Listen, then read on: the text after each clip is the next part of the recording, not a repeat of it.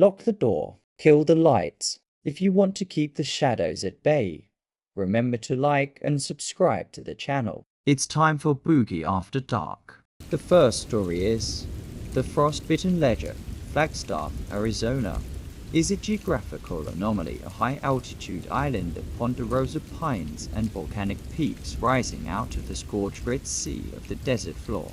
To the college students at NAU and the weekend warriors from Phoenix, it is a playground of snow and crisp air. But to the mountain itself, Agassiz Peak, the towering crown of the San Francisco Peaks, it is a sacred, violent place that the local tribes once born was never meant for the permanent habitation of man. Chase, Chloe, and Mark didn't care about ancient warnings or the heavy atmospheric pressure of the peaks. They were 22, fueled by overpriced espresso and the invincibility of youth. They had driven up from the valley in chases for Runner, leaving behind the 80-degree February heat of Scottsdale for the promising powder of Arizona snowbelt.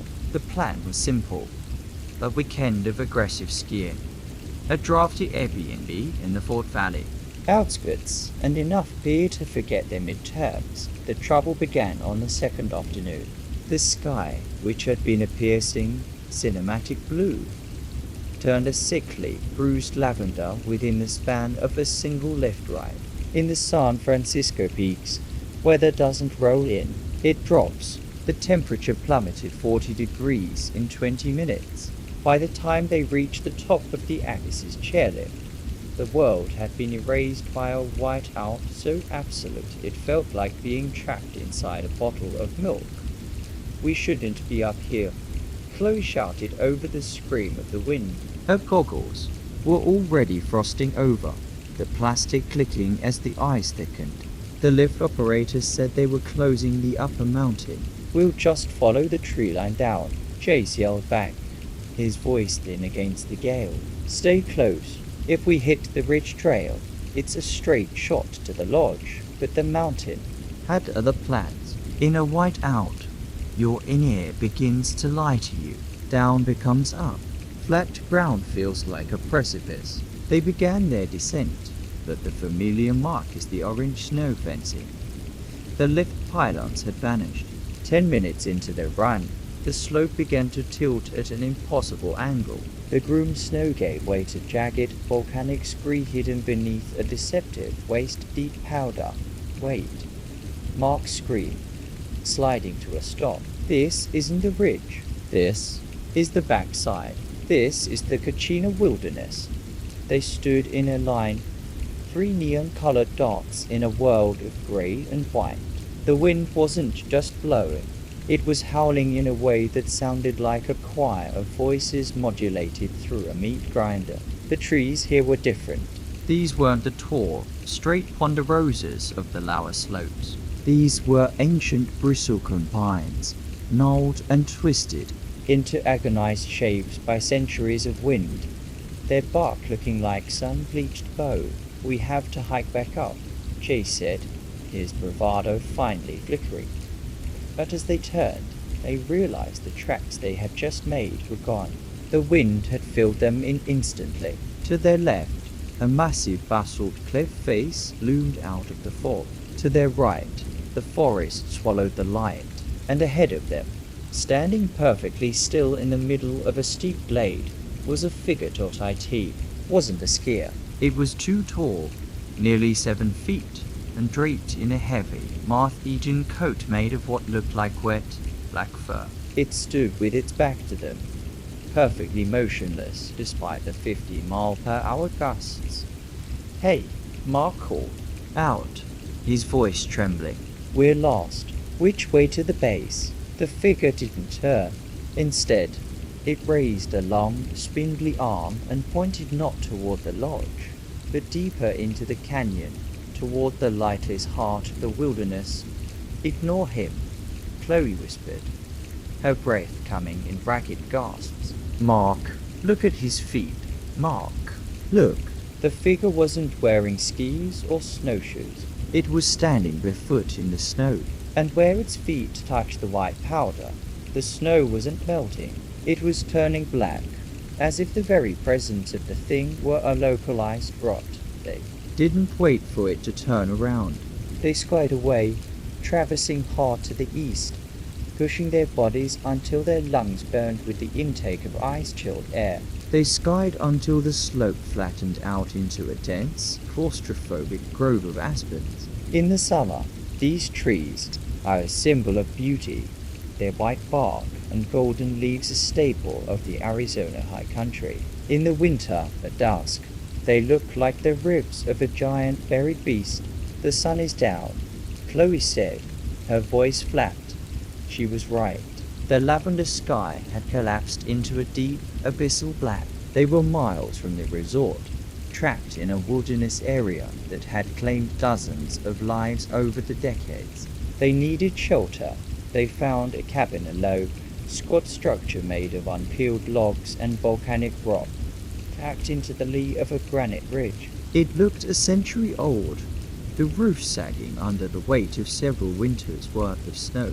There was no smoke from the chimney, no light in the small, glassless windows. "We can't go in there," Mark said. "That's how every horror movie starts. The alternative is freezing to death before midnight." Jay snapped. "Look at my hands, Mark. I can't feel my fingers." The door wasn't locked. It creaked open on leather hinges, revealing a single room filled with the smell of old grease and wet wool. Jace clicked on his headlamp. The beam cut through the darkness, illuminating a rough-hewn table, a rusted pot-bellied stove, and a series of bunks along the far wall. But it was the walls themselves that froze their blood. Every square inch of the wood was covered in carvings. Not words or names, but tellers. Thousands and thousands of small, vertical lines scratched into the timber, and between the tallies were drawings crude, charcoal sketches of a tall, thin figure with a head that looked like a bleached elk skull. "This is a trapper's cabin," Jace said, trying to steady his voice. "Probably just some old hermit's place." "Hermits don't draw things with 50 fingers, Chloe said, pointing to a sketch above the stove. They huddled together near the stove, not daring to light a fire for fear of what might see the smoke. The wind outside had changed. It was no longer a howl. It was rhythmic thumping, as if something heavy was circling the cabin, dragging a dead weight behind it. Thump, drag, thump, drag. The sound circled the cabin once, twice. Then it stopped. Directly outside the door, the latch rattled. It was a slow, deliberate movement.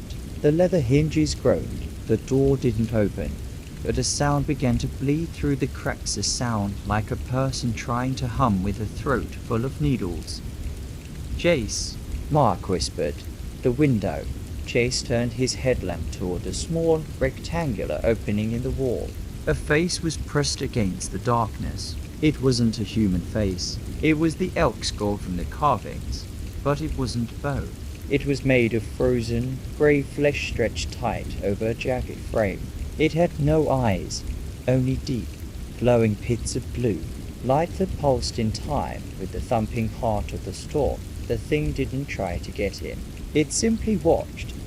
"The ledger," a voice rasped. "It didn't come from the window. It seemed to vibrate out of the very logs of the cabin."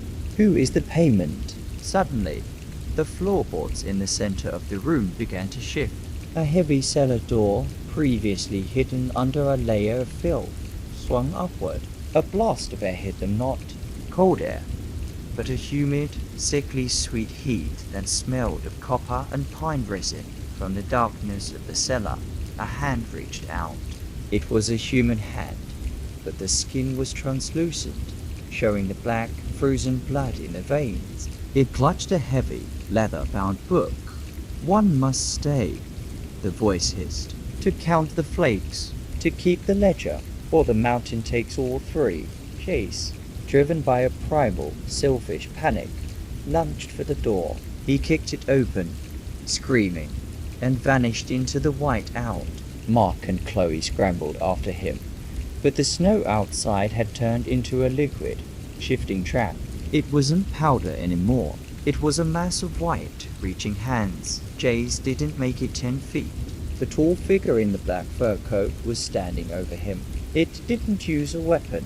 It simply leaned down and breathed a long, agonizing exhalation of pure frost. Jace's scream didn't stop. It crystallized. He was frozen mid-stride. His body turned into a statue of clouded ice, his eyes wide with a terror that was now permanent. Mark and Chloe fell back into the cabin, slamming the door. They collapsed against the wood, sobbing, "We have to sign," Mark whispered, his mind breaking. "We have to sign the book." He crawled toward the cellar door. The translucent hand offered the book and a quill made from a sharpened splinter of bone. Mark opened the ledger. He saw names of hikers who had gone missing in the 70s, names of NAU students who had vanished in the 90s, names of families whose cars had been found abandoned on the I-40, and at the bottom of the last page, in fresh, wet ink, was Jace's name. Underneath it was a blank line. "No," Chloe moaned. "Don't." But the thumping on the roof was deafening now. The ceiling was sagging, the heavy logs beginning to splinter under the weight of something massive and hungry. The blue light from the window was filling the room, searing their retinas. Mark grabbed the quill. He didn't write his name. He wrote a single word: exchange. The vibration stopped instantly. The blue light vanished. The wind died down to a soft, mournful whistle. Chloe blinked, her vision clearing. The cabin was gone. She was sitting in the middle of a snow-covered glade, the moon shining brightly over the peaks. She was alone. There was no cabin, no Jace, and no Mark. She looked down at her feet. Resting in the snow was a single leather-bound book. She opened it to the last page. Jace's name was there. Mark's name was there. And underneath them, in a handwriting that looked exactly like her own, was her name. But she was alive. She could feel her heart beating. She could feel the cold. She hiked back toward the lights of the snow belt, her mind a numb, static-filled void. She reached the lodge at 4 o'clock am, where a search party was preparing to head out.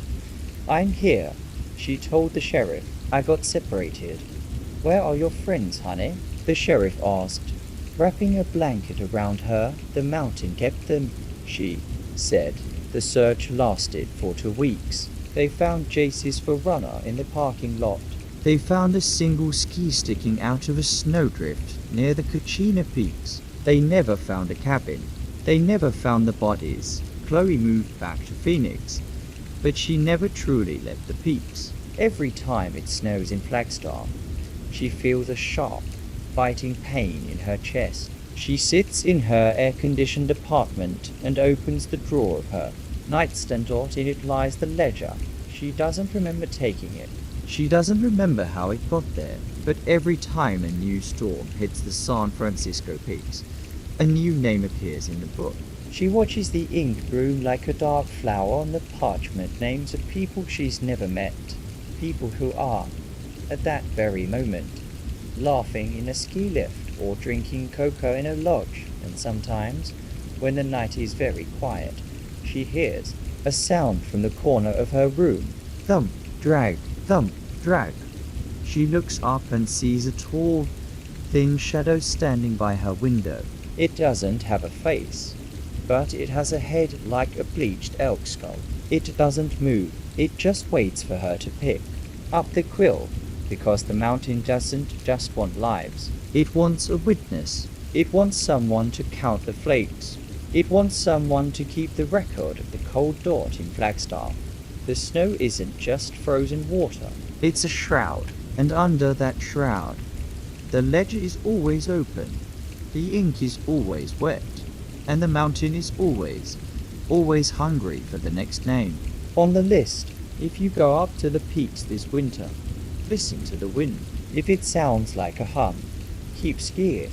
If it sounds like a name, it's already too late. You're already part of the count. Next story is The Hum of the Painted Hollow. The radiator of Sarah's old Jeep hissed a rhythmic metallic warning as she pulled of Highway 89, deep into the scorched heart of the Navajo Nation. She was a freelance travel photographer, the kind who chased liminal spaces, gas stations with flickering neon, empty stretches of blacktop, and the heavy, ancient silence of the Arizona high desert. She had heard rumors of a place called the Painted Hollow, a slot canyon not on any official Bureau of Land Management map, where the rock supposedly rippled like water. The heat was a physical blow. It was 1-1 for F, the kind of dry that turns your nostrils into parchment. Sarah grabbed her cannon, a double gallon of water, and stepped into the shimmering air. The silence here wasn't empty. It was pressurized. It felt as though the desert was holding its breath, waiting for her to make a mistake. She found the entrance to the hollow an hour later. It was a narrow vertical slit in the sandstone, hidden behind a fortress of scorched sagebrush. As she squeezed inside, the temperature plummeted. The transition was violent from the white-hot glare of the flats to a claustrophobic, violet-hued chill. The walls were beautiful, swirled with bands of ochre, hematite, and a strange, iridescent black. But as Sarah moved deeper, she noticed the ripples. The rock didn't just look like water. It looked like it was caught in a state of high-speed vibration. The ridges were too sharp, the curves too fluid. She raised her camera to her eye, focusing on a particularly dark vein of stone. There's a low-frequency hum vibrated through the soles of her boots. It wasn't the sound of an insect or a distant plane. It was internal, a sound felt in the teeth and the back of the skull. She snapped a photo. In the LCD preview, the image was a smeared mess of static. She frowned, adjusted the shutter speed, and tried again. Same result. The rock appeared to be moving faster than the camera could capture. Just a magnetic anomaly. She whispered, her voice sounding flat and alien in the narrow space. She pressed on. The canyon floor changed from sand to a fine gray powder that puffed up around her ankles like wood ash. It was quiet to quiet. Not even the sound of her own breathing seemed to reach her ears. She turned a sharp corner and stopped dead. The canyon ended in a circular chamber, open to the sky 100 feet above. In the center sat an old-fashioned rotary telephone, its black plastic casing cracked and bleached by a sun it shouldn't have been able to see. Beside it was a pair of leather work boots, neatly tied, with the socks still tucked inside. There was nobody, just the boots, standing upright as if the person wearing them had simply evaporated. Sarah felt the hum intensify. It was a roar now, a silent thunder that made her vision blur. She turned to leave, but the exit was gone. Where the narrow slit had been, there was only solid, vibrating sandstone. The walls were closing in, not by moving, but by growing. The rock was expanding, the ripples stretching out like reaching fingers. She panicked, clawing at the stone. It felt warm. It felt like skin. Ring, the sound was impossibly loud. The black rotary phone on the floor was vibrating, its bell clanging with a mechanical fury. Sarah stared at it, her heart hammering against her ribs. She didn't want to pick it up. Every instinct screamed to climb, to run, to vanish. But there was nowhere to go. Ring, she reached out, her hand trembling, and lifted the heavy receiver Totati first. There was only the hum, the same deep, tectonic vibration of the canyon. Then, a voice. It wasn't a voice she recognized, yet it was perfectly familiar. It was her own voice, distorted as if heard through a long, metallic pipe. "Don't look at the shadows, Sarah," her voice whispered. "The shadows are where the stone is soft." Sarah looked down. Her own shadow, cast by the midday sun directly overhead, wasn't black. It was the same iridescent, vibrating purple as the canyon walls, and it was moving independently of her. It was reaching for the empty boots. She dropped the phone and backed away, but the grey ash on the floor began to swirl. It wasn't ash. It was ground up bone, fine as flour. The hum reached a crescendo, a frequency so high it turned into a scream. The walls began to weep a thick, dark resin that smelled of old copper and sage. She looked up at the circle of sky, a brilliant, mocking blue. A figure stood at the rim, looking down. It was a woman in a sun hat, holding a Canon camera. The woman looked exactly like her. The figure at the top waved a slow, sad gesture of farewell and then walked away, disappearing from the edge. Sarah tried to scream, but her throat felt heavy. She looked at her hands. They were turning a pale ochre yellow. Her skin was hardening, the lines of her palms deepening into jagged fissures. The vibration was part of her now. She felt her feet fuse to the floor, her legs becoming pillars of sediment. The heat of the desert outside was gone. There was only the cold, eternal pressure of the strata. Days later, another hiker found a jeep on the side of Highway 89. Inside were Sarah's keys and a map with a hand-drawn circle around. A spot in the desert that didn't exist. They searched for weeks, but the desert is a vast, hungry thing that knows how to keep what it catches deep in the painted hollow. A new ripple appeared on the violet water shape that, if the light hit it just right, looked like a woman screaming. In silence, and in the center of the chamber, the black phone sat silent, waiting for the next time the hum grew loud enough to call someone home.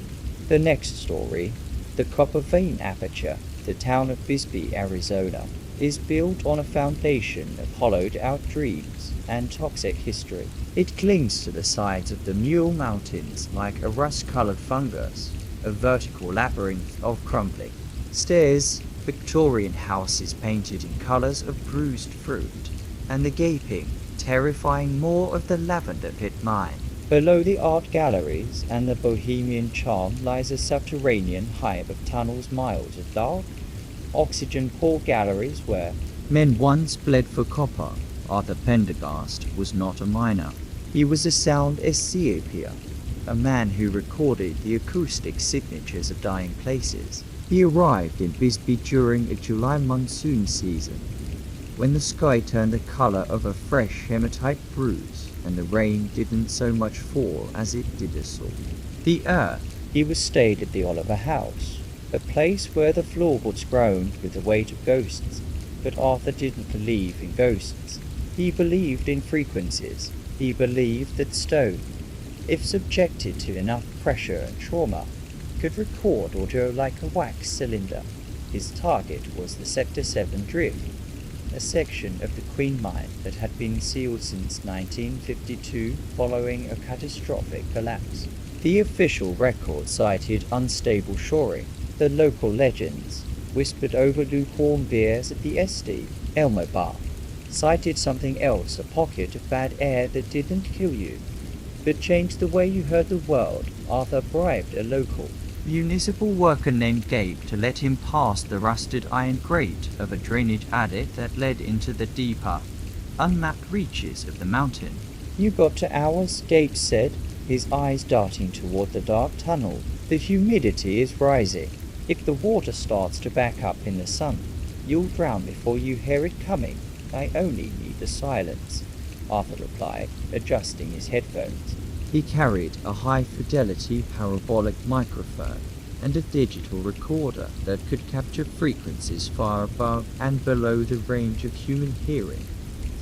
The air inside the adit was thick, smelling of wet iron and something metallic and sweet-like.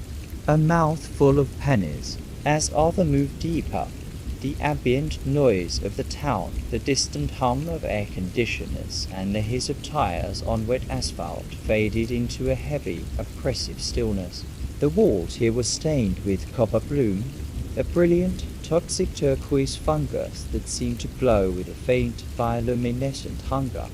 He reached the Sector 7 seal. It was a massive timber bulkhead, reinforced with rusted steel plates.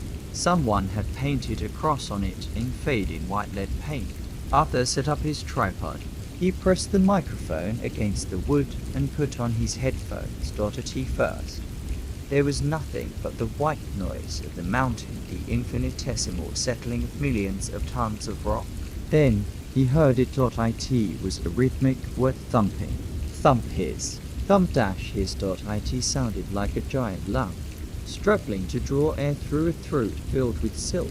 Arthur checked his levels. The decibel meter was spiking into the red, yet to his naked ears, the tunnel was silent. He adjusted the gain, filtering out the low-end rumble. A voice drifted through the headphones. It was thin, distorted by decades of acoustic compression, sounding like it was being squeezed through a pinhole. Count the rivets, Arthur. Count the rivets, Arthur froze. His name. It was impossible. He was a stranger here. He moved the microphone to the steel plate. The voice became clearer, more frantic. The copper is hungry, Arthur. It doesn't want the ore. It wants the conductor. He pulled the headphones off. The silence of the tunnel slammed into him like a physical weight.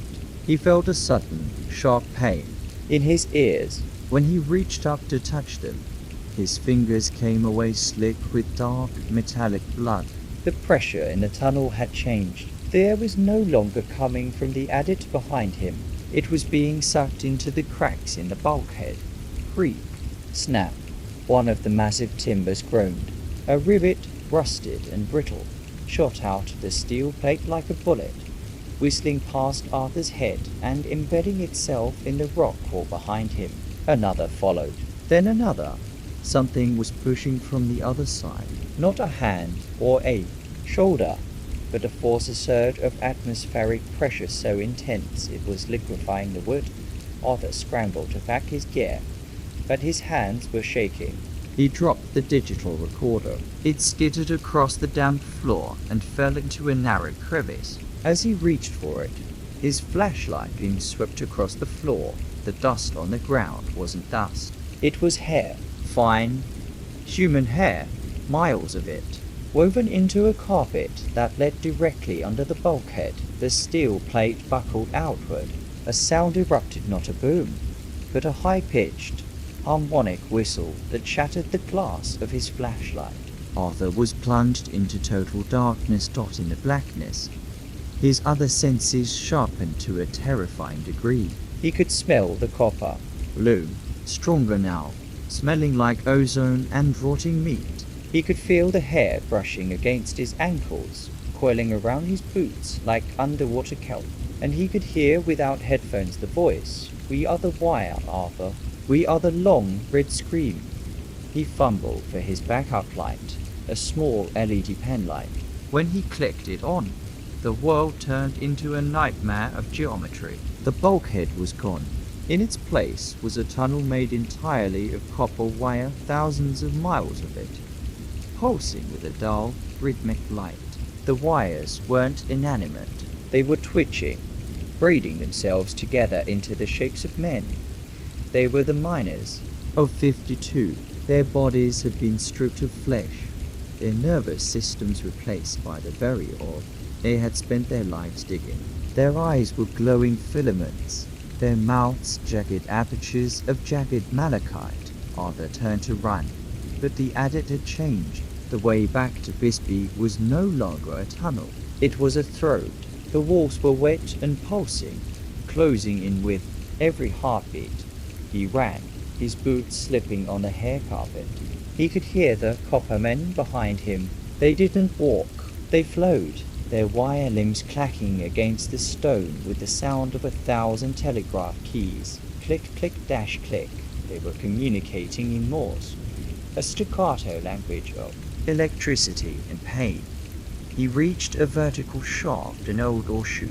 He began to climb the rusted iron rungs, his muscles screaming. Below him, the glow of the wiremen illuminated the pit.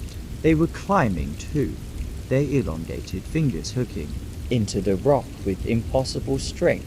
Arthur. They hissed in unison, a chorus of static. The circuit must be closed. He reached the top of the shaft and found himself in the basement of an abandoned building in the Warren district of Bisbee. He burst through a rotting trapdoor and collapsed onto a floor of cracked linoleum. Rain was pouring through the collapsed roof, and for a moment he thought he was safe. Then he looked at his arms, underneath his skin. His veins were turning a bright, unmistakable turquoise.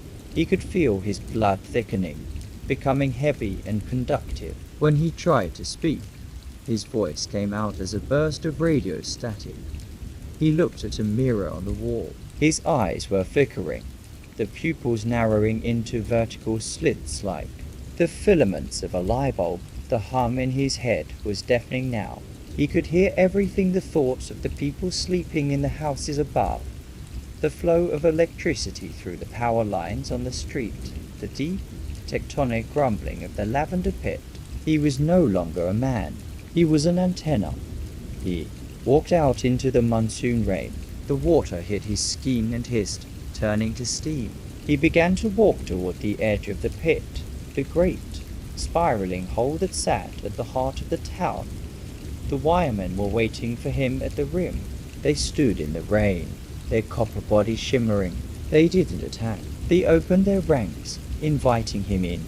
Arthur looked back at the lights of Bisbee.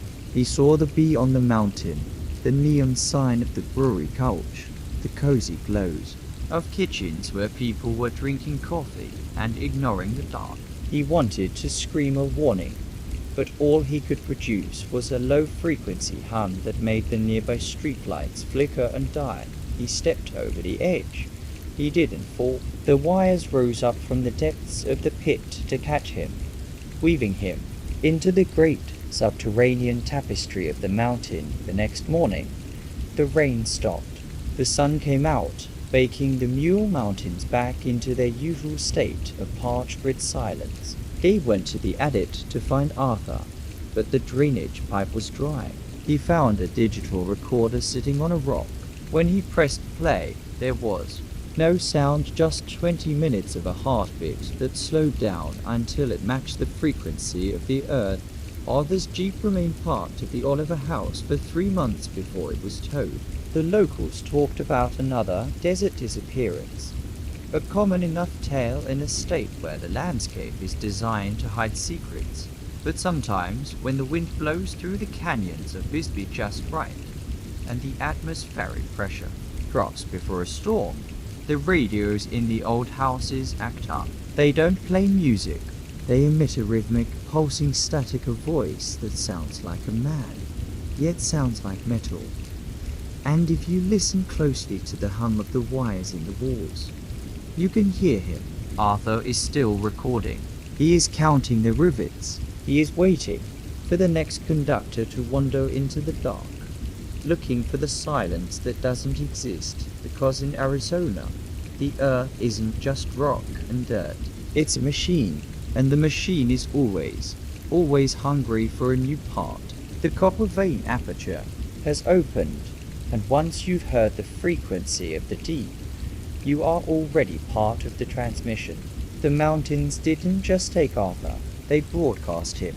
And every time a light flickers in a Bisbee hotel room or a phone line crackles with unexplained interference, it's just Arthur trying to tell the world that the bad air wasn't a gas. It was an invitation. The desert is a beautiful, terrifying circuit. And tonight, the signal is strong.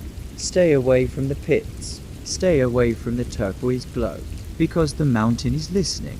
And it's finally ready to talk back. As the sun sets over the red rocks, the shadows of the mules stretch out like long, copper fingers, reaching for the ankles of the living, waiting to weave them into the great, silent hum of the painted hollow. The circuit is almost complete. All it needs is you, Dory is. The saguaro's marrow, the Sonoran Desert does not forgive. It is a land of spikes, scales, and solar radiation, where every living thing has evolved a defense mechanism designed to draw blood. To the tourists, it is a backdrop for a sunset photo. To Silas Vane, a forensic botanist with 30 years of field experience. It was a vast, slow-motion crime scene. Silas was the man the Pima County Sheriff's Department called when they found remains tangled in the scrub, not to identify the body, but to read the plants. He could tell by the ring growth of a creosote bush exactly how long a corpse had been leaching nitrogen into the soil dot in August. The heat in the Tucson Basin reaches a point of delirium. The air becomes a gelatinous shimmer, and the mountains seemed to float above the horizon like ghost ships. Silas was called out to a remote stretch of land near the Ironwood Forest National Monument, a place where the saguaros grow so thick and tall they look like a petrified army. It's a weird one, Silas, Deputy Miller said, wiping grease-colored sweat from his forehead as they hiked a mile in from the wash. Hiker reported a moaning tree. We thought he was on cactus juice, but when we got here, Well, you... see. They rounded a bend in a narrow arroyo, and Silas stopped. Before them stood a giant saguaro, easily 200 years old, towering 40 feet into the air. It was magnificent, but it was wrong. instead of the typical sage green hue, the cactus was a sickly, translucent yellow, almost like the color Of aged parchment, its ribs were swollen, bulging outward as if under immense internal pressure, and it was vibrating. A low subharmonic film rattled Silas's teeth. "Look at the base," Miller whispered. Silas knelt. At the foot of the cactus, the ground was littered with objects that didn't belong in the wilderness. Gold fillings, silver wedding bands, pacemakers, and titanium hip joints. They were clean, polished to a mirror finish by the sand, and spat out in a neat circle around the trunk. "It's purging the inorganic," Silas muttered, his scientific mind struggling to find a category for what he was seeing. He reached out a gloved hand to touch the skin of the saguaro. The moment his fingers made contact, the vibration stopped. A vertical fissure, a long boot typically made by nesting woodpeckers, began to widen. It didn't crack like wood, it stretched like a mouth. A sound emerged from the hole. It wasn't a moan, but a rhythmic, wet-clicking, the sound of a human tongue hitting the roof of a mouth. Played back at half speed.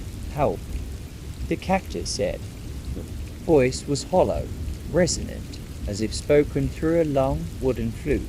Silas recoiled, his heart hammering. "Miller, tell me you heard that." But Miller wasn't looking at the cactus. He was looking at the ground.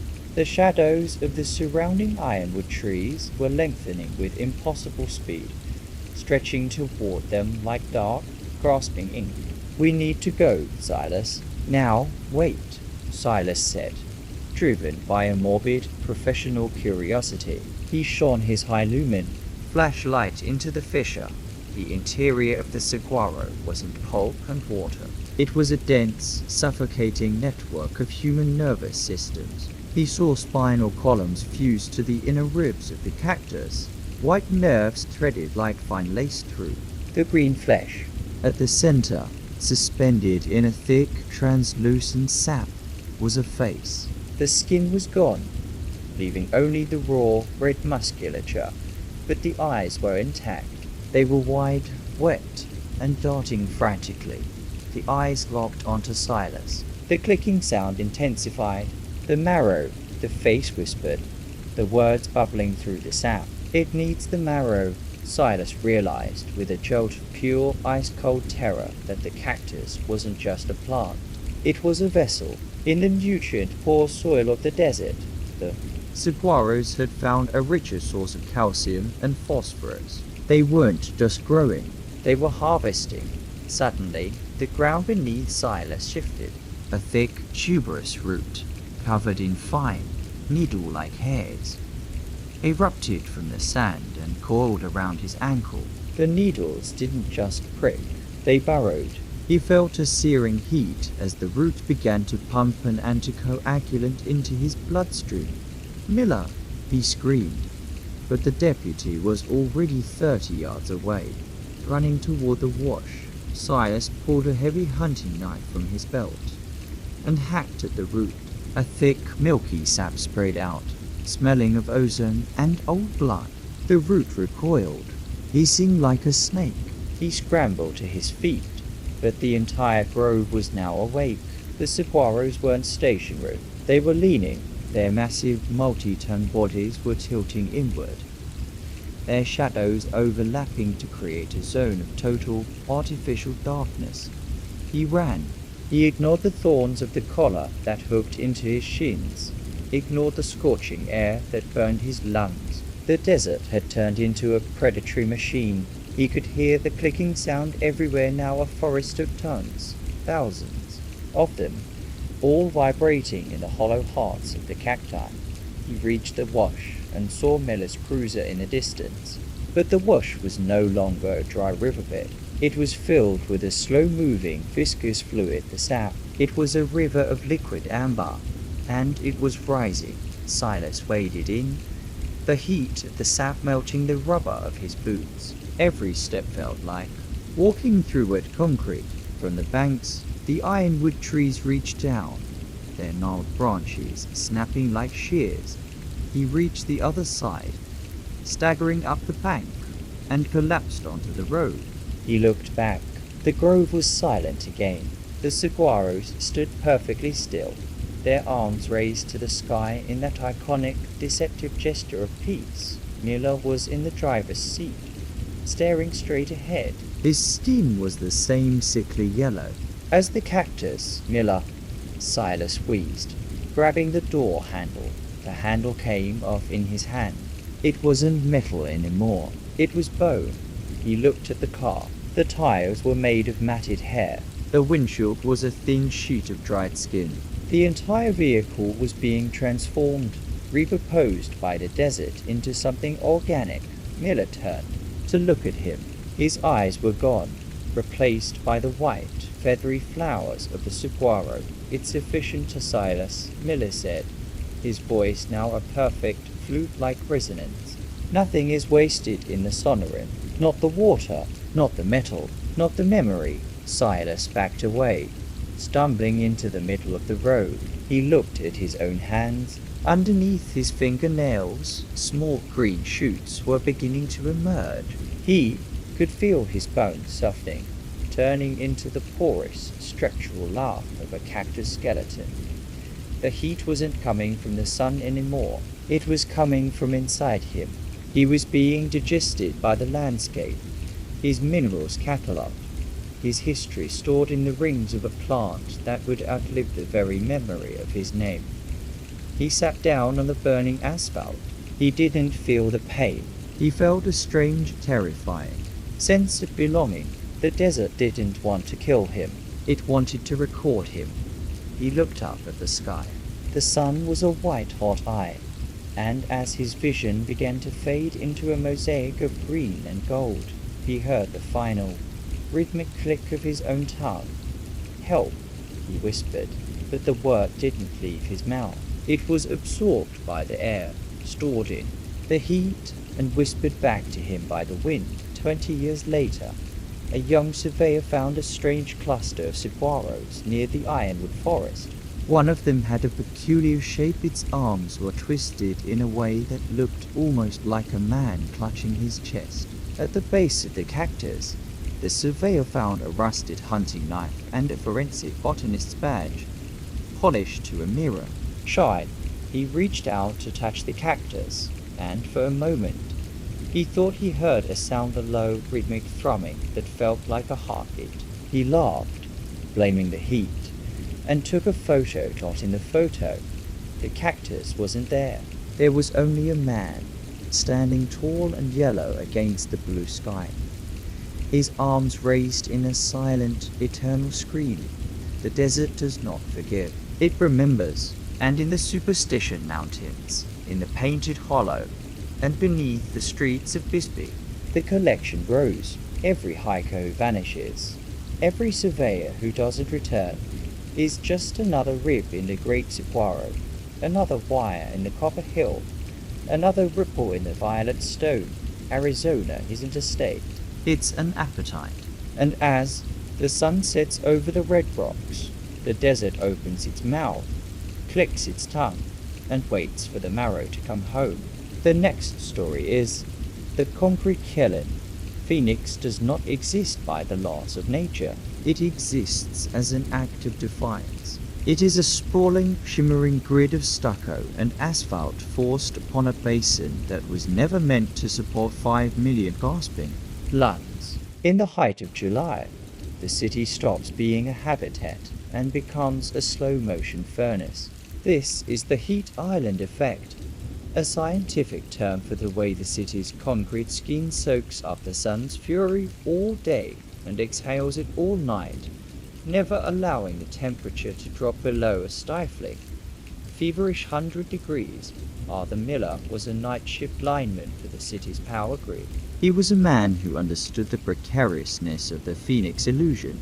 He knew that the only thing standing between the population and a mass casualty heat event was a humming network of transformers and copper wire. If the grid failed for 48 hours in August, the city wouldn't just go dark. It would begin to cook. It started during a record-breaking heatwave. The mercury had hit 1 to F for 3 consecutive days. The air felt like a physical weight, a dry, scouring pressure that tasted of ozone and scorch dust. At 2 o'clock am, while the rest of the city lay trapped in the artificial chill of their bedrooms, Arthur was dispatched to a substation near the base of Camelback Mountain. The reports were erratic. 5 city blocks had gone dark, but the telemetry wasn't showing a blown transformer. It was showing unexplained roar, as if something was sucking massive amounts of current directly out of the ground. When Arthur arrived, the silence was the first thing that bothered him. Usually, a substation hums with a comforting industrial vibration. This place was dead. The air around the transformers was shimmering, not with heat, but with a strange oily distortion. He stepped out of his truck, and his boots stuck to the asphalt. The road was melting, not just softening, it was liquefying into a black, bubbling tar. He shone his spotlight on the perimeter fence. The chain link was glowing a dull, cherry red. He checked his infrared thermometer, thinking a line had grounded. The readout simply flashed. Over range, dispatch. This is Miller. He crackled into his radio. I've got extreme thermal activity at substation 42. It looks like a localized meltdown. Send a fire crew and isolation units. There was no response. Only a sound that made Arthur's skin crawl, a wet, rhythmic sloshing, like someone walking through a swamp of hot grease. He moved toward the main transformer bank, his heavy protective suit feeling like a lead weight. That's when he saw the first one dot. IT was slumped against a crawling fin. At first, Arthur thought it was a trespasser who had been electrocuted. But as he got closer, he realized the figure wasn't burned. It was merging. The person, a man in tattered clothes, was half submerged in the concrete pad. The stone had become soft, a grey dough that was slowly swallowing him. But the man wasn't dead. His chest was heaving in shallow, panicked gasps, and his eyes were wide, glowing with a frantic electric blue light. "Help me," the man wheezed. As he spoke, a spark of blue static jumped from his teeth to the transformer casing. Arthur reached out to grab the man's arm, but his hand passed right through the man's shoulder. The flesh wasn't solid. It was a slurry of carbon and heat, vibrating at a frequency that defied physics. The man wasn't being buried in the concrete. He was being converted into it. The city. It's waking up, the man hissed, his voice sounding like a radio tuned to a dead station. It's tired of being built. It wants to breathe, Arthur backed away, his heart hammering against his ribs. He turned to run back to his truck, but the truck was sinking. The heavy Ford F-150 was already down to its axles in the black, bubbling street. The metal of the door was beginning to ripple, the white paint swirling like cream in coffee. then the streetlights began to scream dot. It wasn't a mechanical sound. It was a collective, high-pitched wail of agony coming from their very infrastructure. Of the city, every copper wire buried beneath the dirt, every rebar rode inside the skyscrapers, every lead pipe beneath the floorboards was vibrating. Phoenix was shifting its weight. He looked toward the skyline of downtown. The towers weren't straight anymore. They were drooping, leaning toward one another like wilting flowers. The glass windows were melting out of their frames, falling in long, molten ribbons that hardened before they hit the ground. The heat was no longer coming from the sun. It was coming from the geometry of the city itself. The grid lines, the perfect, mile-high squares of the Phoenix map, were acting as an induction coil. The city had become a massive, self-sustaining microwave. Arthur scrambled toward the base of Camelback Mountain, hoping the natural rock would be safe from the urban liquefaction. As he climbed the hiking trail, he looked back. The suburbs of Scottsdale and Tempe were a sea of shifting, grey sludge. The houses were melting into the pools of their own swimming pools, the stucco walls folding like wet cardboard. But the mountain wasn't safe. As he reached the first ridge, he saw the red granite of Camelback beginning to crack. From the fissures, a thick, black substance began to ooze. It looked like asphalt, but it moved with intent. It flowed toward the city, meeting the rising tide of concrete halfway. He realized then the terrifying truth of the desert. The city hadn't conquered the heat. The heat had used the city to build a body. Every ton of concrete poured since the 1950s, every mile of freeway, every skyscraper, it was all just biomass for a god of sun and grit that had been waiting for the temperature to stay high enough for the soul of the desert to migrate into the skin of the machine. Arthur fell to his knees as the air around him hit 1 for F. He watched as his own shadow began to sink into the rock. He felt a strange, terrifying sensation in his bones, a hardening, a calcification. He wasn't dying. He was becoming a pylon. He looked out over the valley of the sun through the shimmering, distorted air. He saw millions of glowing blue lights. They were the people. They weren't screams anymore. They were a hum, a 5 million voice chorus of static, vibrating in unison as they were woven into the new, living crust of the earth. The city was no longer a place where people lived. It was a single, massive organism made of glass, bone, and electricity. The next morning, the sun rose over a phoenix that looked exactly the same to any satellite orbiting above. The grid was still there. The buildings were upright. But when the first emergency crews from Tucson finally managed to reach the city limits, they found the highways blocked by a wall of obsidian-smooth glass. They found no bodies. They found no rubble. They only found the silence. A deep, vibrating silence that made their ears bleed. And if they stayed too long, if they stood on the asphalt for more than a minute, they felt a gentle, tugging sensation at their heels. A warmth that felt like a welcome. Phoenix is the city that rose from the ashes, but it didn't tell anyone what the ashes were made of. Now, the city doesn't need to be built anymore. It just needs to stay hot. It needs the air to stay heavy. It needs you to step out into the July night, to feel the heat island pressing against your skin, and to listen to the hum of the transformers, because the city isn't humming for the power, it's humming for you. And the concrete is always softest just before it swallows you whole.